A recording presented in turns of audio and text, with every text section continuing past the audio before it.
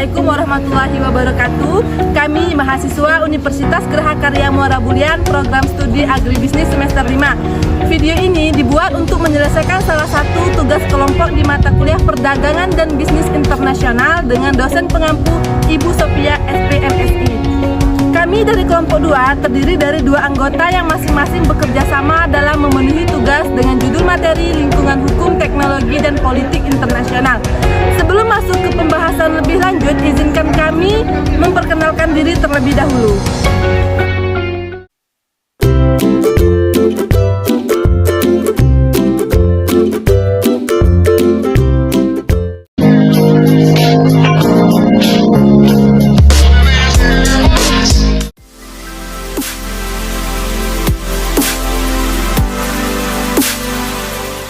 Assalamualaikum warahmatullahi wabarakatuh. Waalaikumsalam warahmatullahi wabarakatuh.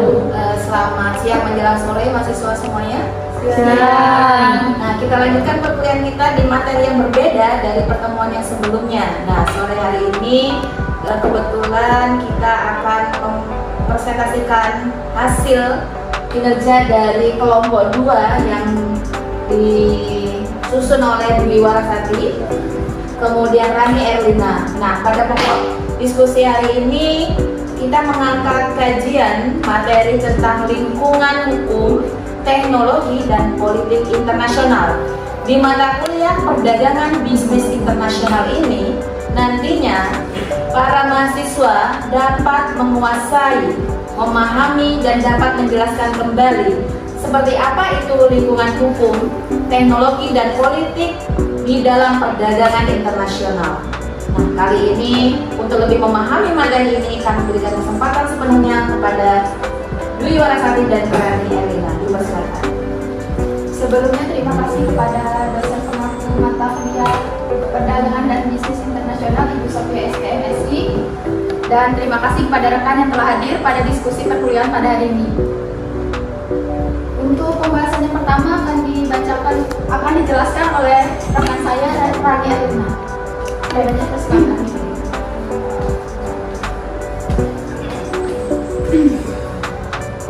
Baiklah, kami akan menjelaskan tentang lingkungan hukum, teknologi, dan politik internasional.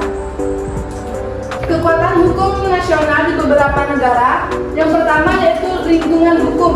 Perbedaan sistem hukum, hukum yang berorientasi ke dalam negeri, hukum yang langsung berhubungan pada transaksi bisnis, hukum yang ditunjukkan kepada perusahaan-perusahaan asing, dan dampak perusahaan multinasional terhadap negara tujuan. Yang kedua yaitu lingkungan teknologi. Ketiga, lingkungan politik. Selanjutnya kami akan menjelaskan tentang apa itu lingkungan hukum. Lingkungan hukum suatu perusahaan dalam negeri harus mengikuti hukum dan kebiasaan negara asalnya. Bisnis internasional ini menghadapi tugas yang lebih rumit. Perusahaan itu harus menaati bukan hanya undang-undang negaranya sendiri, tetapi juga undang-undang semua negara. Tujuannya yaitu tempat beroperasi. Kemudian kekuatan hukum. Kekuatan hukum yang dihadapi bisnis internasional sangat rumit karena bisnis ini dipengaruhi oleh berbagai undang-undang dan peraturan yang dibuat oleh negara bagian daerah, negara maupun organisasi internasional. Pemerintah yang stabil dan adanya sistem pengendalian yang baik diperlukan untuk menjamin lingkungan kondusif bagi pelaku bisnis. Kemudian bentuk hukum internasional. Hukum internasional ini hukum internasional publik, hubungan hukum antara pemerintah, termasuk hubungan diplomatik, dan segala hal yang berkaitan dengan hak dan kewajiban yang berdaulat. Hukum internasional privat atau swasta, hukum transaksi individu yang perusahaan yang melalui batas negara. Kemudian kekayaan intelektual, semua hasil dari penerapan intelektual seseorang itu terdiri dari paten, nama dagang, hak cipta, rahasia dagang, dan industri. Selanjutnya, kekuatan hukum pada suatu negara tertentu atau perpajakan. Tujuan utama pajak tertentu tidak harus meningkatkan pendapatan negara, tetapi mendistribusikan pendapatan. Menghimbau masyarakat untuk mengurangi atau mengkonsumsi produk tertentu dan mendorong masyarakat agar lebih banyak mengkonsumsi produk dalam negeri daripada produk luar negeri. Jumlah pajak yang dibayarkan disesuaikan besarnya dengan penghasilan pembayaran pajak serta memperhatikan resiprositas berdasarkan perjanjian perpajakan yang berlaku, khususnya bagi WNA. Tujuan tersebut memberi tekanan politik dan ekonomi pada pejabat pemerintah yang bertanggung jawab atas pembuatan peraturan pajak dan pemungutan. Selanjutnya akan disampaikan oleh rekan saya Dwi Warasati.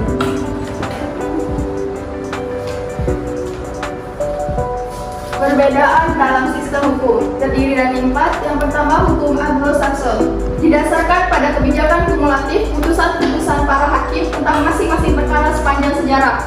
Yang kedua, hukum kontinental didasarkan pada suatu daftar lengkap tentang apa yang diperbolehkan dan apa yang tidak diperbolehkan. Yang ketiga, hukum agama didasarkan pada ketentuan-ketentuan yang diciptakan secara resmi yang mengatur iman dan praktik suatu agama tertentu. Yang keempat, hukum birokrasi. Apa saja yang dikatakan pada birokrat tanpa memperdulikan hukum formal negara tersebut. Hukum yang berorientasi ke dalam negeri. Hukum negara-negara tempat bisnis internasional dijalankan memegang peran utama dalam menciptakan peluang-peluang yang tersedia bagi perusahaan. Beberapa di antara hukum ini terutama dirancang untuk mengatur lingkungan ekonomi dalam negeri. Hukum seperti itu mempengaruhi segala segi usaha dalam negeri suatu perusahaan. Selanjutnya, hukum langsung mempengaruhi transaksi bisnis. Suatu negara mungkin akan berupaya mengajak negara kedua untuk mengubah kebijakan yang tidak diinginkan dengan menerapkan sanksi pelanggaran perdagangan dengan negara tersebut. Sanksi dapat mengambil berbagai bentuk seperti larangan akses ke barang-barang berteknologi tinggi, penarikan tarif istimewa, pemboikotan barang-barang negara tersebut, dan penolakan pinjaman baru. Hukum yang ditujukan ke perusahaan asing. Ketika pemerintah memperoleh kekuasaan, mereka memilih untuk memindahkan kepemilikan sumber daya sektor swasta ke sektor pemerintah. Suatu proses yang dikenal sebagai nasionalisasi yang paling rentan terhadap tindakan-tindakan semacam ini adalah industri yang tidak mudah dipindahkan.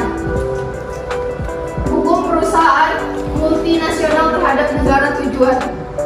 Perusahaan yang mendirikan pengoperasian di luar perbatasan negara asalnya mempengaruhi dan dipengaruhi oleh lingkungan politik, ekonomi, sosial, dan budaya negara tujuan tempat perusahaan tersebut menjalankan usahanya. Lingkungan teknologi. Dimensi penting lainnya suatu negara adalah lingkungan teknologinya. Fondasi lingkungan teknologi suatu negara adalah bisnis sumber daya. Ketersediaan atau ketidaktersediaan sumber daya mempengaruhi produk-produk mana dibuat di negara tertentu.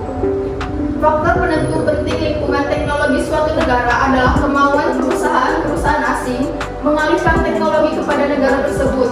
Tingkat perlindungan yang ditawarkan undang-undangnya bagi hak kekayaan intelektual, hak cipta, merek dagang, nama merek. Stabilitas pemerintah. Pemerintah stabil apabila ia dapat mempertahankan kekuatan sendiri dan jika kebijakan fiskal, moneter, dan politik dapat diramalkan dan tidak terkena perubahan radikal. Sedangkan instabilitas adalah adanya perubahan kebijaksanaan yang tidak diprediksi dan tiba-tiba. Resiko politik ada 3, resiko kepemilikan, resiko pengoperasian, dan resiko transfer. Lingkungan politik. Elemen lingkungan politik yang relevan adalah peranan pemerintah dalam perekonomian, ideologi ekonomi, dan politik, hubungan internasional, dan hubungan antara pemerintah dan bisnis pada umumnya. Ada beberapa ideologi yang dianut negara-negara dunia. Yang pertama kapitalisme, kedua komunisme, ketiga sosialisme, keempat konservasi, yang kelima liberal. Mungkin itu saja materi dari kami. Mungkin ada dari rekan-rekan mahasiswa yang ingin bertanya atau menyanggah atau menambahkan. Dipersilakan.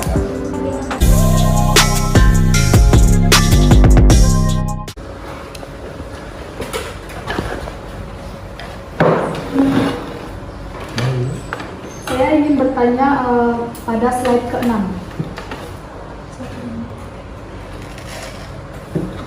Nah,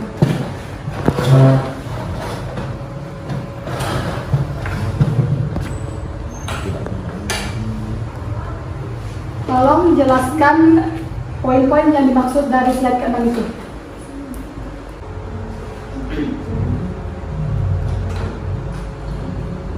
Untuk pertanyaan yang pertama dari Lisa Aryani Siregar akan dijawab oleh rekan saya Rani Arifin. Baiklah, di slide ke-6 tentang paten, nama dagang, hak cipta, dan rahasia dagang, saya akan menjelaskan tentang apa itu paten. Nah, paten itu adalah suatu hak eksklusif inventor atas invensi di bidang teknologi tertentu untuk selama waktu tertentu melaksanakan atau melakukan persetujuan kepada pihak untuk melaksanakan invensinya. Kemudian nama dagang. Nama dagang di sini merupakan nama atau simbol yang diasosiasikan dengan produk atau jasa tertentu. Kemudian hak ciptanya. Di sini hak cipta merupakan hak eksklusif pencipta yang timbul secara otomatis berdasarkan prinsip deklaratif setelah suatu ciptanya diwujudkan dalam bentuk yang nyata. Kemudian rahasia dagangnya yaitu informasi yang tidak diketahui oleh umum di bidang teknologi. Mungkin ada yang ingin bertanya lagi? Saya. Silakan. Pada slide ke-5.